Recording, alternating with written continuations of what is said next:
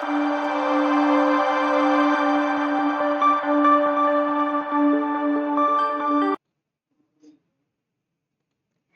Friends, कैसे हैं आप सब लोग। तो एक बार फिर आपका मेरे यूट्यूब चैनल पे बहुत बहुत स्वागत है। तो हम हमारी जो सीरीज चला रखी है RJS mains how to write answers, उसकी सीरीज के चैप्टर 2 पे डील कर रहे हैं, जिसके अंदर हम इम्पोर्टेंट क्वेश्चंस डील करेंगे जो है किस किन किन प्रोविजन से रिलेटेड है। तो अगर हम सीआरपीसी की बात करें तो सीआरपीसी के जो सेक्शन 129 टू 199 और वहीं बीएनएसएस की बात करें तो सेक्शन 148 टू 222 ऑफ बीएनएसएस के जितने भी इंपॉर्टेंट क्वेश्चन है जिनके आने की प्रोबेबिलिटी है उनसे डील करेंगे। तो आगे चलते हैं, फर्स्ट क्वेश्चन को डील करते हैं। फर्स्ट क्वेश्चन है, what is FIR, discuss its evidentiary value and what are the difference between FIR and complain. तो हम इस क्वेश्चन में डील करेंगे अगर कोई भी क्वेश्चन आता है सेक्शन 154 सीआरपीसी से रिलेटेड या फिर 173 ऑफ बीएनएसएस से रिलेटेड, तो उस कंडीशन में हमको एफआईआर क्या होता है ये लिखना पड़ेगा, उसकी एविडेंशियरी वैल्यू क्या है जो हम आगे डील करेंगे, और अगर डिफरेंस आता है what is the difference between FIR and complain, तो ये मैं आपको पहले वाले अपने वीडियो में बता चुकी हूँ। तो आप डिफरेंसेस से रिलेटेड अगर वो वाला वीडियो चेक करेंगे तो सीआरपीसी के जो भी सारे डिफरेंसेस है वो मैंने एक ही वीडियो में किया है कंप्लीट, तो आप उसको चेक कर सकते हैं। तो फर्दर टाइम वेस्ट ना करते हुए स्टार्ट करते हैं। तो सबसे पहले इस टर्म को कहीं पे भी डिफाइन नहीं कर रखा, ना तो सीआरपीसी में डिफाइन कर रखा था और अभी जो बीएनएसएस आया है उसके अंदर भी इसको कहीं पे भी डिफाइन नहीं किया गया है।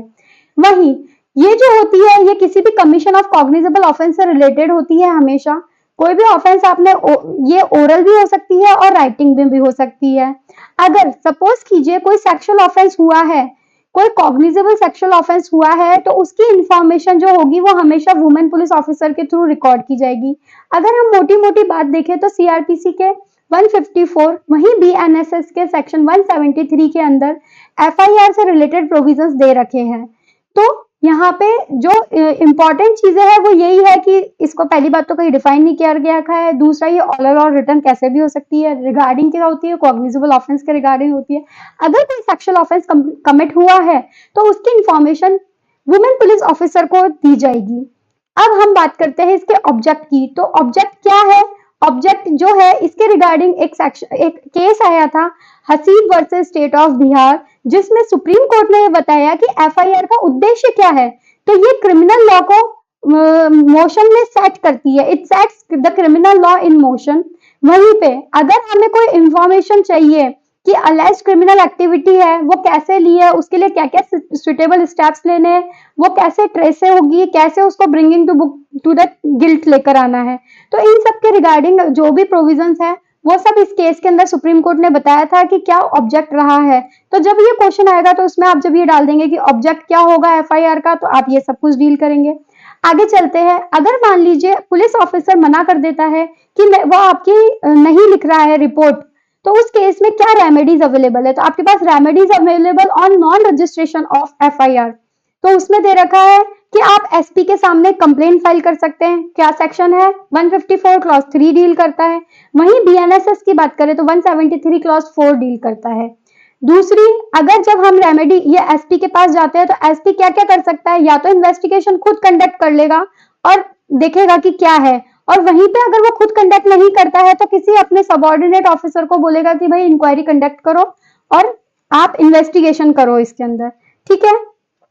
अब अगर मान लीजिए एसपी के पास आपने रिटर्न फॉर्म में भेजा है कंप्लेन को रजिस्टर्ड पोस्ट के थ्रू, उसके बाद भी उसने कोई इसमें एक्शन नहीं लिया है, तो आपके पास सेकंड रेमेडी अवेलेबल है कि आप मजिस्ट्रेट के पास जाएंगे और उसको बोलेंगे कि ये कॉग्निजेबल केस है जिसके अंदर मैंने एफआईआर दर्ज करवाने की कोशिश की, बट मेरी एफआईआर लॉन्च नहीं हो पाई, उन लोगों ने मेरी कंप्लेन नहीं लिखी है। तो आप 156 क्लॉज 3 में सीआरपीसी, वहीं बीएनएसएस की बात करें तो 175 क्लॉज 3 के अंदर आप मजिस्ट्रेट के पास जाकर के उससे कह सकते हैं कि आप ऑर्डर करें पुलिस ऑफिसर को कि वो इस कॉग्निजेबल केस के अंदर इन्वेस्टिगेशन करे। तो मेरे हिसाब से ये वाला पॉइंट भी आपको क्लियर होगा। आगे चलते हैं, एक केस आया है बहुत इंपॉर्टेंट इसके अंदर, ललिता कुमारी वर्सेस गवर्नमेंट ऑफ यूपी। इसके अंदर सुप्रीम कोर्ट ने गाइडलाइंस दी थी जिसमें बोला गया था कि पुलिस ऑफिसर जो है वो ड्यूटी बाउंड है कि उसको एफआईआर को रजिस्टर करना ही करना पड़ेगा। अगर वो ऐसा कुछ नहीं करता है तो he will be held liable, मतलब डिरेलिक्शन ऑफ ड्यूटी का केस माना जाएगा उसको। अब इसी केस के अंदर एक और पॉइंट बोला गया कि पुलिस ये कह करके किसी भी एफआईआर को लिखने से मना नहीं कर सकती है कि हमें पहले प्रिलिमिनरी इंक्वायरी करनी पड़ेगी। Police does not have option to conduct preliminary inquiry, मतलब वो प्रिलिमिनरी इंक्वायरी कंडक्ट करे उसके बाद एफआईआर लॉन्च करे, ऐसा नहीं होगा। उनको पहले एक एफआईआर लॉन्च करनी पड़ेगी, उसके बाद जो भी करना है वो प्रोसेस पूरा करेंगे। अब हम उन केसेस को डील करेंगे कि जिसके अंदर प्रिलिमिनरी इंक्वायरी होनी ही चाहिए। तो कौन कौन से केसेस है? अगर सपोज कीजिए कोई मैट्रिमोनियल या फैमिली डिस्प्यूट रिलेटेड कोई केस है जिसकी एफआईआर कोई इंसान लिखवाने आता है तो पुलिस प्रिलिमिनरी इंक्वायरी हेल्ड कर सकती है। कमर्शियल डिस्प्यूट से रिलेटेड केसेस है जिसमें एफआईआर लॉन्च कराई जाती है तो पुलिस क्या कर सकती है? प्रिलिमिनरी इंक्वायरी कर सकती है। मेडिकल नेग्लिजेंस के केसेस है उसमें भी पुलिस इंक्वायरी कर सकती है। करप्शन से रिलेटेड केस है तो उसमें भी प्रिलिमिनरी इंक्वायरी कर सकती है।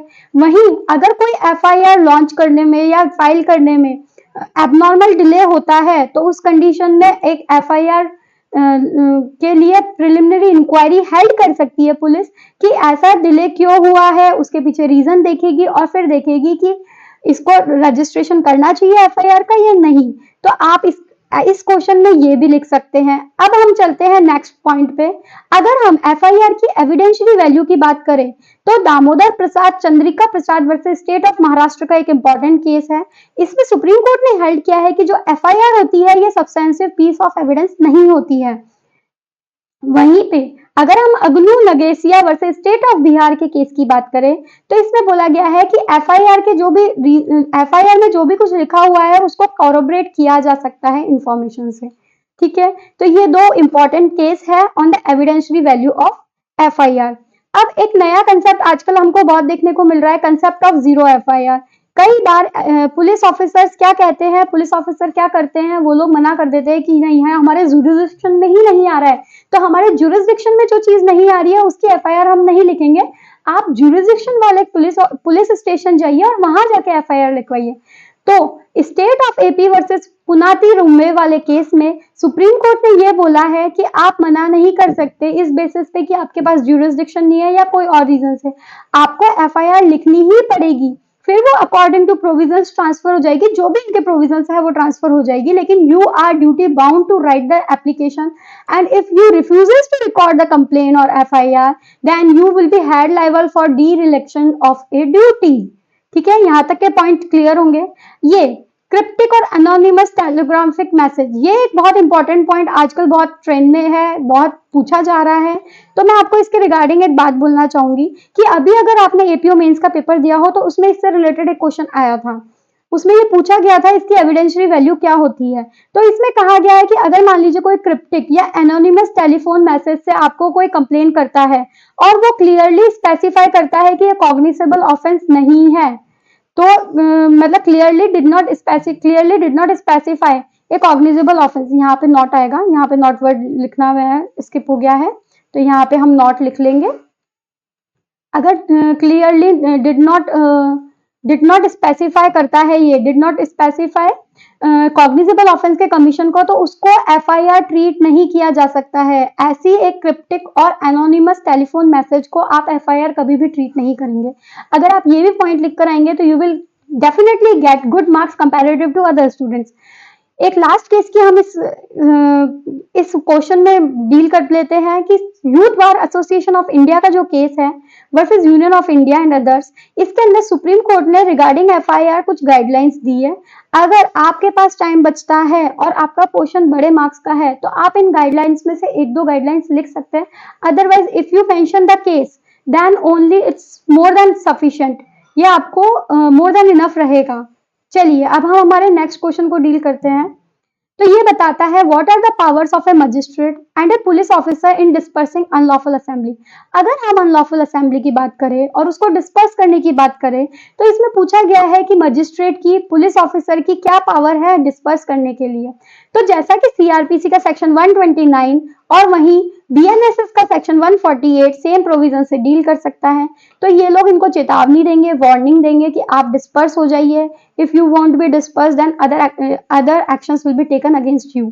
तो ये चीज 129 के सेक्शन के थोड़े बहुत प्रोविजंस हम लिख सकते हैं। फिर अगर मान लीजिए 129 से हमारा काम नहीं होता है तो हम डील करेंगे सेक्शन 130 ऑफ सीआरपीसी और 149 ऑफ बीएनएसएस, जिसके अंदर आर्म फोर्सेस को हम बोलेंगे कि आप इनको डिस्पर्स करिए। आर्म फोर्सेस उनको डिस्पर्स करने के लिए गैसेस वगैरह का यूज ले सकती है, अदर काम कर सकती है, उनको वार्निंग दे सकती है। वहीं पे अगर मान लीजिए 130 से भी हमारा जो ऑब्जेक्ट है वो फुलफिल नहीं हो रहा है तो फिर हम मूव ऑन करेंगे सेक्शन 131 ऑफ सीआरपीसी, और बीएनएसएस की बात करें तो सेक्शन 150 ऑफ बीएनएसएस के प्रोविजंस पे डील करेंगे, जिसमें कमीशन मिलिट्री ऑफिसर डिस्पर्स करने के लिए अनलॉफुल असेंबली को ऑर्डर दे सकता है। यहाँ पे कमीशन मिलिट्री ऑफिसर के रिगार्डिंग बात करी गई है, इसमें एग्जीक्यूटिव मजिस्ट्रेट के रिगार्डिंग भी बात करी हुई है। मैंने वो सब चीजें यहाँ पे मेंशन इसलिए नहीं करी है, नहीं तो ये वीडियो बहुत ज्यादा लंबा हो जाएगा। वो सब पॉइंट्स आपको ऑलरेडी क्लियर है क्योंकि आप इतना बड़ा एग्जाम का प्री क्लियर करके आए हैं, तो मैं ये मान के चल रही हूँ कि आपको ये सब चीजें क्लियर होगी। तो you can mention all that things in A short language और शॉर्ट पॉइंट्स।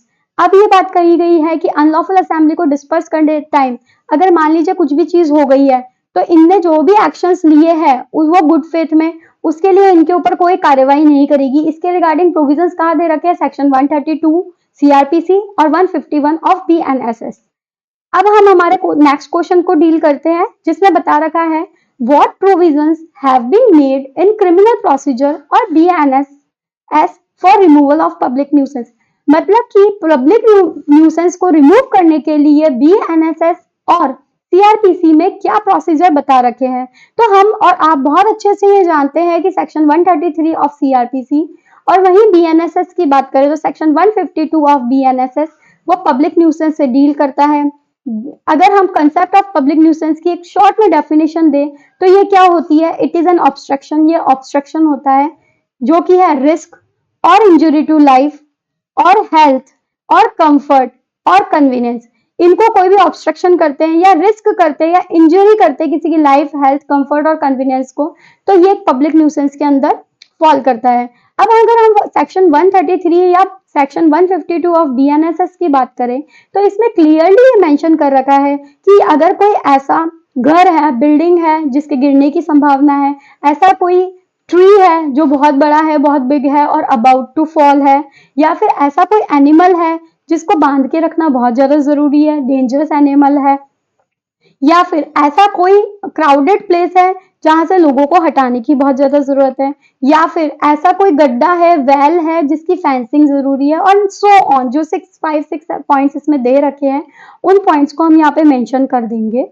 फिर अगर हम एक इंपॉर्टेंट केस से डील करते हैं जो कि सुरेश प्रकाश वर्सेस कृष्णा स्वरूप का केस है, इसमें सुप्रीम कोर्ट ने यह हेल्ड किया है कि जो सेक्शन 133 सीआरपीसी है और 152 ऑफ बीएनएसएस है, ये प्राइवेट डिस्प्यूट से डील नहीं करता। मतलब कि अगर मान लीजिए किसी की प्राइवेट डिस्प्यूट है तो उसको रिजॉल्व करने के लिए you can not invoke this section of CrPC और बीएनएसएस। मेरे हिसाब से आपको ये पॉइंट क्लियर हो गया होगा।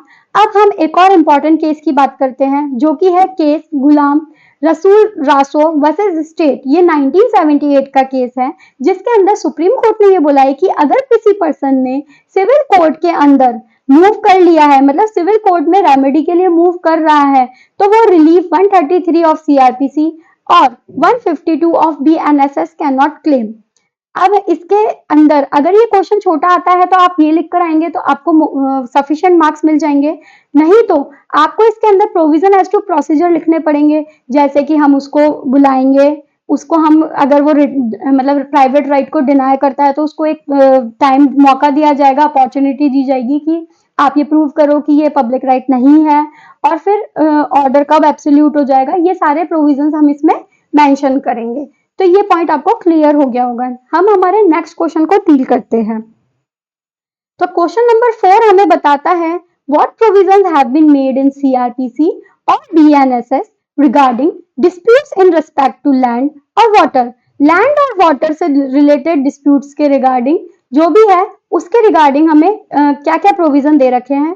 तो मेरे अकॉर्डिंग ये टोटली सेक्शन ना तो समझाने वाला है, ना इसमें कोई मैं निकाल के लेकर आती और मैं आपको एक एक पॉइंट यहाँ बताती, तो मैंने यहाँ पे एक सेक्शन मेंशन कर दिए हैं कि जो सेक्शन सीआरपीसी के 145 से लेकर 148, वहीं अगर बीएनएसएस की बात करें तो 164 से लेकर 167 के प्रोविजन लिखने हैं।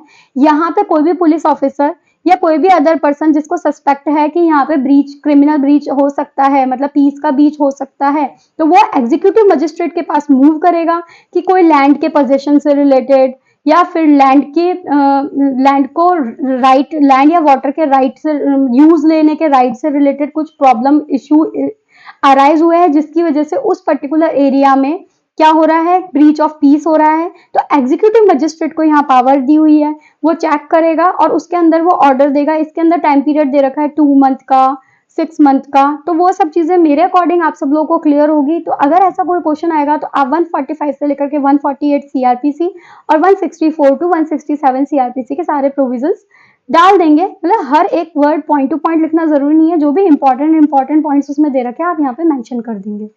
चलिए हम नेक्स्ट क्वेश्चन को डील करते हैं। What do you understand by confession? Discuss law relating to confession. अब जो ये है, ये एक बहुत इंपॉर्टेंट पार्ट है जिससे मैक्सिमम टाइम क्वेश्चंस पूछे जाते हैं कि आप कन्फेशन से क्या समझते हैं, और सारे लॉ रिलेटिंग टू कन्फेशन के बारे में डिस्कस कीजिए। तो देखिए, एक कोई भी एडमिशन जो क्रिमिनल ट्रायल के अंदर एडमिशन किया जाता है या क्रिमिनल प्रोसीडिंग्स में जो एडमिशन किया जाता है regarding commission of a crime, उसको कन्फेशन बोलते हैं। ये हम शुरू से पढ़ते आ रहे हैं, लेकिन मैंने इसकी एक शॉर्ट में डेफिनेशन तैयार करी है। अगर आपको ये ठीक लगे तो आप इसको भी मेंशन कर सकते हैं। What is a confession? तो हम लिख सकते हैं इट इज एन एडमिशन। ये एक एडमिशन है made at any time of offence. जब भी ऑफेंस कमिट किया उसके बाद कभी भी आप उस ऑफेंस के टाइम पे उसको बनाते हैं, ठीक है। ये एक कन्फेशन की शॉर्ट में डेफिनेशन है। कोई भी इंसान ये लिख सकता है, admission made at the time of an offence या और at any time of a criminal proceeding is called confession. ये किसके द्वारा किया जाता है? अक्यूज्ड के द्वारा किया जाता है। एक इसमें इंपॉर्टेंट चीज बोल रही है, एक declaration made without intention to confess, मतलब कन्फेस करने की इंटेंशन के बिना आप कोई डिक्लेरेशन बताते हैं तो वो कन्फेशन की कैटेगरी में नहीं आता। ये intention, without intention to confess का मतलब होता है कॉन्फिटेंडी। कॉन्फिटेंडी एक लीगल टर्म है, आप इसको भी वहां मेंशन करके आ सकते हैं। अब कौन कौन वो पर्सन है जो कन्फेशन रिकॉर्ड कर सकते हैं? तो एनी मेट्रोपॉलिटन मजिस्ट्रेट और judicial magistrate first class can record confession. इसमें ये जरूरी नहीं है कि इनके पास ज्यूरिसडिक्शन हो, ज्यूरिसडिक्शन नहीं होगा तो भी ये लोग रिकॉर्ड कर सकते हैं। जो रिलेटेड प्रोविजंस है वो सेक्शन 164 सीआरपीसी, वहीं बीएनएसएस की बात करें तो 183 में इसके बारे में बता रखा है। एक दूसरी जो इंपॉर्टेंट चीज है वो ये बोल रहा है कि सेक्शन 164 और 183 एज द केस में भी बीएनएसएस और सीआरपीसी इज नॉट एग्जॉस्टिव। ये एग्जॉस्टिव नहीं है। और ये सेक्शन 21 ऑफ एविडेंस एक्ट, वहीं सेक्शन 19 ऑफ बीएसए की बात करें तो उसकी जनरलिटी को लिमिट नहीं करता, मतलब इसकी जनरलिटी वास्ट है और ये एग्जॉस्टिव नहीं है। ये एक इंपॉर्टेंट पॉइंट है। अगर मान लीजिए आपसे क्वेश्चन पूछ लिया जाता है कि क्या सेक्शन 164 ऑफ सीआरपीसी या फिर 183 ऑफ बीएनएसएस एग्जॉस्टिव है या नहीं, शॉर्ट में क्वेश्चन आ जाएगा तो आप लिखेंगे ये एग्जॉस्टिव नहीं है, ये सेक्शन 21 ऑफ एविडेंस एक्ट। और वहीं बीएसए की बात करें तो सेक्शन 19 ऑफ बीएसए को कहीं पे भी इसकी जनरलिटी को क्या लिमिट नहीं करता है।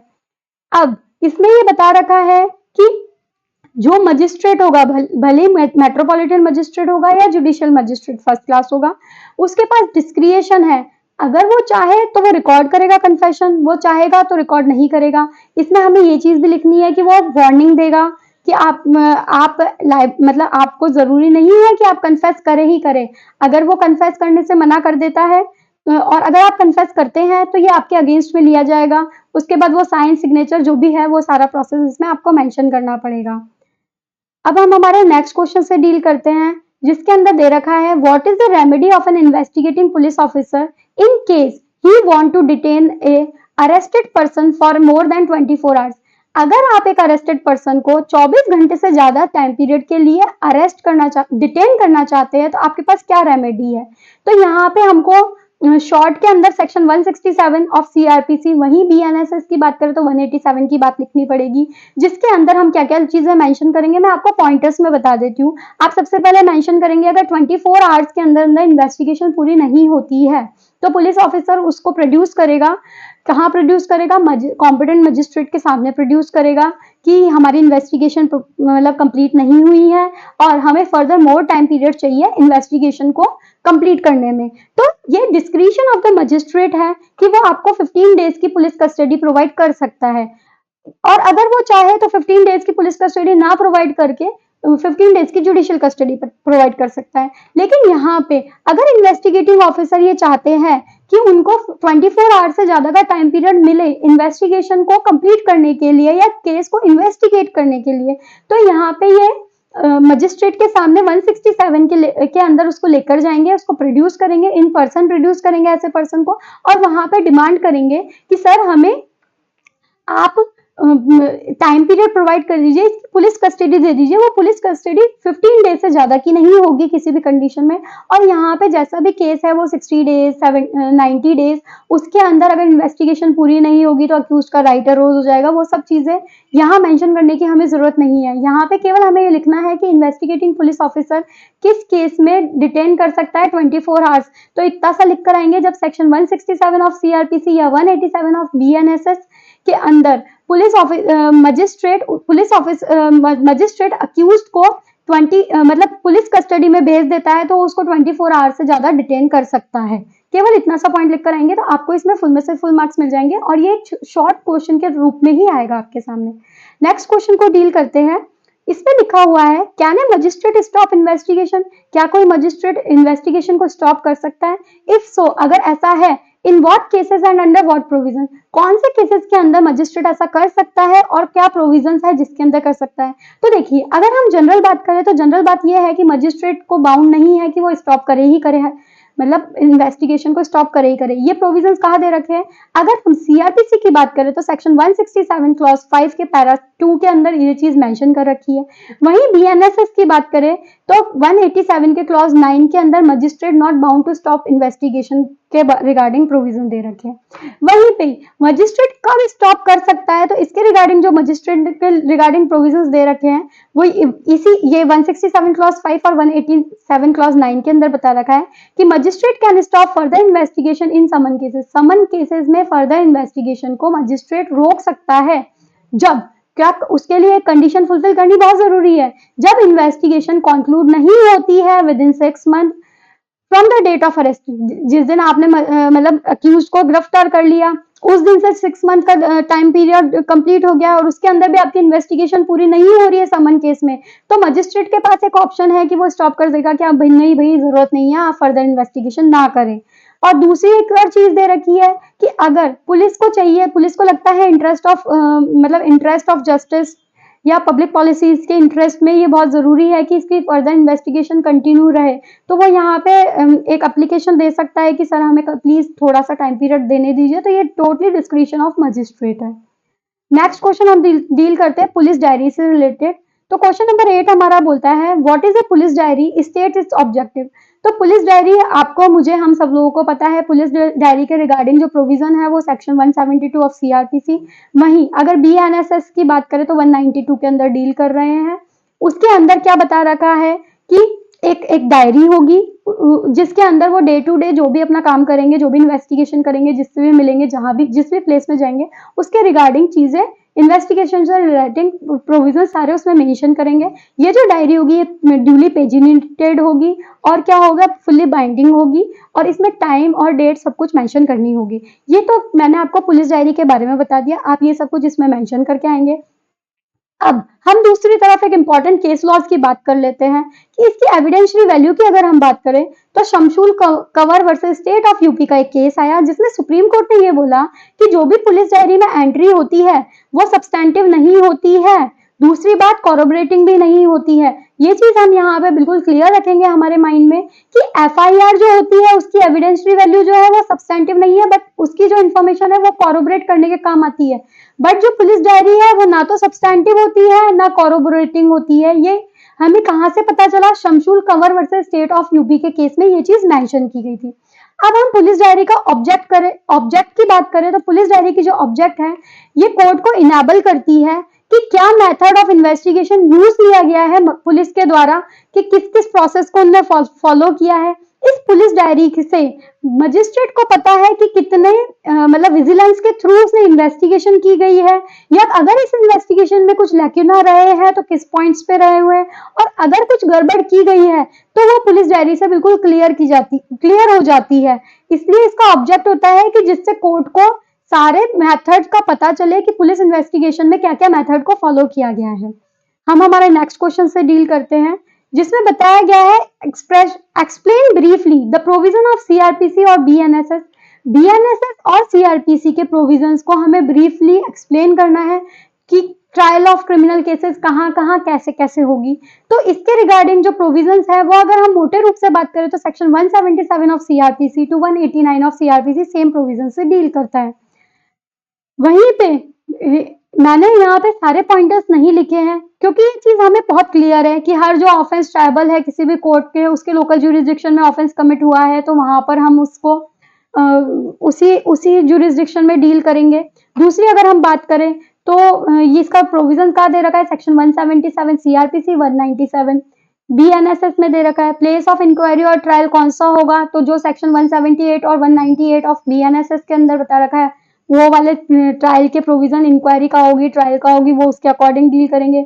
जहां पे कोई ऑफेंस एक जगह कमिट हुआ है और उसके कॉन्सिक्वेंसेस अदर जगह आए हैं तो 179 और 199 में बता रखा है कि दोनों में से किसी भी जगह पे हम लोग उसको डील करते हैं। मैं आपको एक चीज और बता देती हूँ, जो भी सेक्शंस मैंने रेड कलर से मार्क किए हैं और जो भी सेक्शंस मैंने ब्लू कलर से मार्क किए हैं, तो रेड कलर से मार्क किए हुए सेक्शन मेरे सीआरपीसी के हैं और ब्लू कलर से मार्क किए हुए सेक्शन बीएनएसएस के हैं, जिससे आप इसकी कंपैरेटिव स्टडी कर पाएंगे और आपको दोनों को अलग अलग पढ़ने की जरूरत नहीं पड़ेगी। इससे आपका most of the time save होगा। फिर वहीं हम ऐसी बात करें कि कोई एक ऐसा ऑफेंस है जो दूसरे के साथ रिलेशन रखने की वजह से ऑफेंस है, तो उसके रिगार्डिंग प्रोविजंस हम डील करेंगे 180 सीआरपीसी, वहीं 200 of BNSS. Place of trial in case of certain offences. अब हम सर्टेन ऑफेंसेस की बात करें जो 181 सीआरपीसी बोलता है और 201 हमारा बीएनएसएस बोलता है, जैसे किडनैपिंग का ऑफेंस है, थेफ्ट का ऑफेंस है, एक्सटॉर्शन का ऑफेंस है, क्रिमिनल मिसअप्रोप्रिएशन का ऑफेंस है। किसी पर्सन को आपने एक प्लेस पे किडनैप किया, उसको फाउंड किया दूसरे प्लेस पे, तो वो वहीं कहीं पे भी दोनों प्लेसेस पे करा जा सकता है। और किडनैपिंग के दौरान वो जहां जहां बीच बीच में रुका है उनमें से किसी भी प्लेसेस पे उसको मतलब ट्रायल हो सकती है वहां पे, वहीं पे जहां थेफ्ट हुआ और जहां थेफ्ट वाली प्रॉपर्टी पाई गई, या फिर जहां पे आपको पता चला कि आपके साथ थेफ्ट हो गया है उस जगह पे। सेम एक्सटॉर्शन और क्रिमिनल मिसअप्रोप्रिएशन के केस में भी आप लिख सकते हैं। अब आप लेटर और टेलीग्राम से कोई करेंगे ऑफेंस कमिट करेंगे तो सेक्शन 182 ऑफ सीआरपीसी और 202 ऑफ बीएनएसएस सेम प्रोविजन से डील करता है। ऑफेंस कमिटेड ऑन जर्नी और वॉच, अगर जर्नी और वॉच में अगर आपने कोई ऑफेंस कमिट किया है तो जिस एरिया से आपने जर्नी स्टार्ट की टिल द एरिया जहां आप पहुंच गए हैं, या फिर ऐसा एरिया जहां पे आपको पता लगता है कि आपके साथ कोई ऑफेंस कमिट हो गया है, तो उस इन बिटवीन दैट जो भी आपके ज्यूरिसडिक्शन में एरियाज आएंगे वहां सब आप कहीं पे भी कंप्लेन कर सकते हैं, वहीं पे आपका इसका ट्रायल हो सकती है। तो आगे हम नेक्स्ट लास्ट क्वेश्चन पे हमारे डील करेंगे। What do you mean by taking cognizance of an offence, state how cognizance of an offence is taken by magistrate. तो हम यहाँ पे बात करेंगे कि कॉग्निजेंस से हम क्या समझते हैं और कब कब मजिस्ट्रेट के द्वारा कॉग्निजेंस लिया जाता है। तो देखिए, when magistrate apply his judicial mind, जब भी मजिस्ट्रेट अपना एक जुडिशियल माइंड अप्लाई करता है किन्हीं फैक्ट्स और सर्कमस्टेंसेस पे, तो ये कहा जाता है कि मजिस्ट्रेट हैज टेकन कॉग्निजेंस। ठीक है, the moment magistrate applies his judicial mind, he is said to have taken cognizance। अब कौन कौन है जो कॉग्निजेंस ले सकते हैं, तो स्पेसिफिकली मेंशन किया गया है कि judicial magistrate first class and judicial magistrate second class को जब स्पेशली एम्पावर किया जाएगा तो वो लोग कॉग्निजेंस ले सकते हैं। अब कॉग्निजेंस लेने का तरीका क्या है, देखिए, या तो कोई कंप्लेंट मिली है तो वो कॉग्निजेंस ले लेंगे, पुलिस ने कोई रिपोर्ट दी है तो वो कॉग्निजेंस ले लेंगे, या फिर ऐसी कोई इंफॉर्मेशन रिसीव की है जो पुलिस ऑफिसर के से अन्यथा किसी इंसान ने ऐसी इंफॉर्मेशन दी है, या खुद की अपनी नॉलेज से उसको पता चला है कि कोई ऑफेंस कमिट हुआ है, तो वो उसका कॉग्निजेंस ले सकता है। एक जो इंपॉर्टेंट चीज यहाँ ध्यान रखने की है वो ये है कि अक्यूज्ड का कभी भी कॉग्निजेंस नहीं लिया जाता है, कॉग्निजेंस हमेशा ऑफेंस का लिया जाता है। अब हमने जो ये यहाँ पे बात की है कि judicial magistrate second class specially empower किया जाता है तभी वो कॉग्निजेंस लेगा, तो इसको एम्पावरिंग अथॉरिटी कौन है, chief judicial magistrate empowering authority है for chief judicial magistrate second class के लिए कि वो कॉग्निजेंस ले सकता है। अब हम रेस्ट्रिक्शंस की बात करते हैं कि वो कौन कौन से रेस्ट्रिक्शंस है जिसमें कॉग्निजेंस नहीं लिया जा सकता। तो सेक्शन 193 ऑफ सीआरपीसी, वहीं हम बीएनएसएस की बात करें तो 213 ऑफ बीएनएसएस हमें बताता है कि सेशन कोर्ट डायरेक्टली कॉग्निजेंस नहीं ले सकता। हमेशा सेशन कोर्ट कॉग्निजेंस कब लेगा, जब उसको केस कमिट किया जाएगा, या फिर इसके कुछ एक्सेप्शंस दे रखे हैं। तो एक्सेप्शंस क्या बोल रखा है, जब जो कोई केस है वो डील करता है सेक्शन 199 क्लॉज 2 सीआरपीसी, वहीं बीएनएसएस के सेक्शन 222 क्लॉज 2 में अगर वो कोई भी केस डील करता है, मतलब फॉल करता है, तो उस कंडीशन में सेशन कोर्ट के पास डायरेक्ट पावर है कि वो कॉग्निजेंस ले लेगा।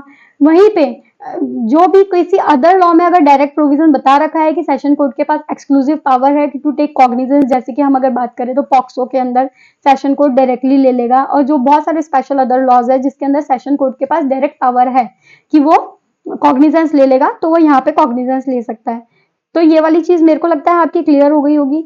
जब हम कॉग्निजेंस की बात करेंगे उसके अंदर हमें ये वाला प्रोविजंस भी लिखेंगे जिसके अंदर जो है हमारा प्रोसिक्यूशन, मतलब मैरिज के अगेंस्ट अगर कोई ऑफेंस कमिट किए गए हैं तो उस कंडीशन में, एक सेकेंड,